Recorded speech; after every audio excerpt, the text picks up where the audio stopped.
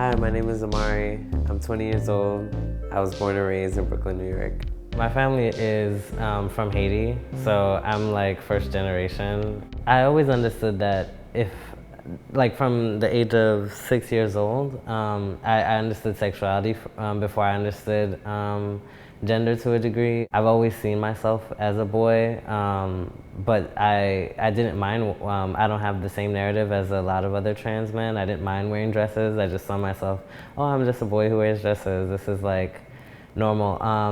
As I grew older and I would hear like passing jokes or other things like that, I saw that whatever ideas I had about gender and sexuality would be something I would have to keep to myself and keep hidden based off sly remarks my family would make about being LGBT. I actually was hiding the fact that I was trans for a while. When I was like 16 or so, I would often have to go to school, change, come back, change my clothes and things like that. But I had like taken a free HIV test so I could get like a Metro card, because that's like the thing in New York.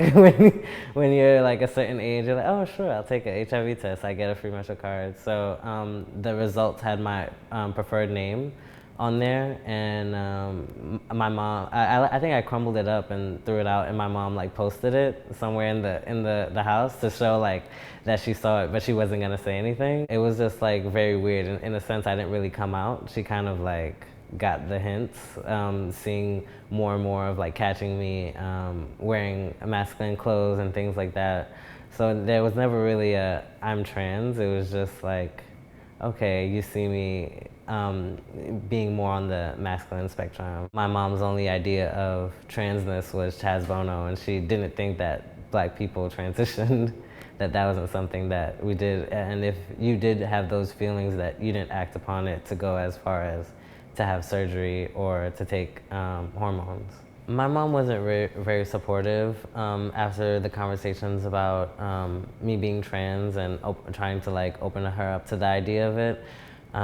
She felt like it was more so a personal attack on her religious beliefs. She felt like it was me being rebellious, or perhaps like a phase or something. She took it really hard, and she ended up kicking me out at 17. And I had to like finish my last 2-3 weeks of high school, which were very important, and I'm glad I was able to graduate and finish.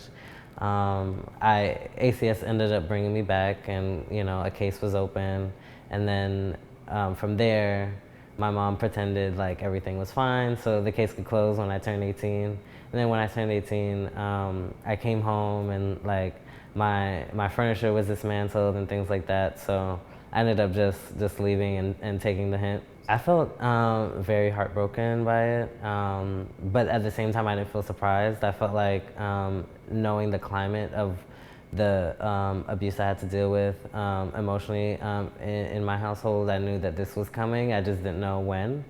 So I felt like this was, because I had gotten kicked out prior, I felt like since she wasn't home when I came home and saw that, I felt like me leaving and like leaving the keys in the mailbox and just, like turning off my phone, I felt like that was me leaving with a sense of dignity instead of her like scolding me as I left the home. I was offered to stay with a friend, so I stayed with them for 8 months, and then from there I went on to a homeless shelter, and then continued working. I had like 3 jobs at the time. And then I worked to get all the documents I needed to get into a transitional living program. I still maintain contact with my mom, and, to show her that, I still felt like I had a lot to prove, so to speak. So I continued to like show her like that all of the things that she felt like I wasn't capable of doing, as far as like finishing school, going to college, and maintaining employment, I was able to do and exceed at. My story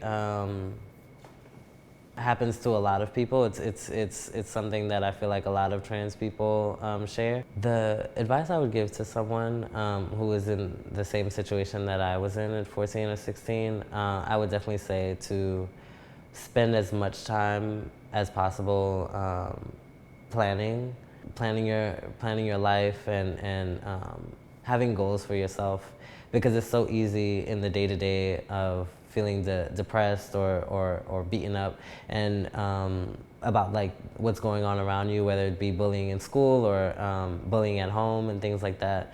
Whereas if you have something to plan towards that's going to keep you motivated, there are definitely people out there in the world that's rooting for you and who want to hear your story and who want to build community with you. You just have to go out there and find it and, you know, get to know more people besides the, you know, 5x5 radius that you're in.